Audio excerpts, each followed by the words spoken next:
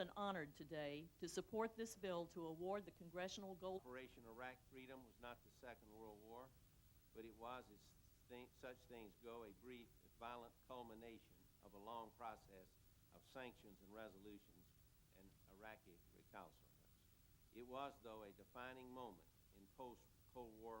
The leader of the Labor Party of Great Britain, at the potential cost of his political future, cast political calculations aside and acted with the strength and determination characteristic of his conservative predecessor from an earlier era.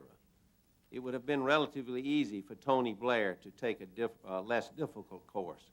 Great leaders, though, recognize those critical junctures when politics must take a back seat to the greater interest of the nation and the world. I want to thank you for scheduling this very important hearing on the global settlement in such a timely manner. This may well be one of the most... I'm still moved by his comment before the House of Commons as the British Parliament began its debate on the looming war in Iraq, and I quote, "Tell our allies," the Prime Minister admonished, "that at the very moment of action, at the very moment when they need our determination, that Britain faltered. I will not be a party to such a course. This is not the time to falter." And falter he did not. When the time for war had arrived, British soldiers once again stood side by side with our own. This is something many of us do not take lightly. It is easy to be a friend and ally in the absence of adversity. The sign of true friendship, though, is what happens when the true life and death decisions must be taken. Tony Blair proved himself a true friend of this country and to the cause of freedom.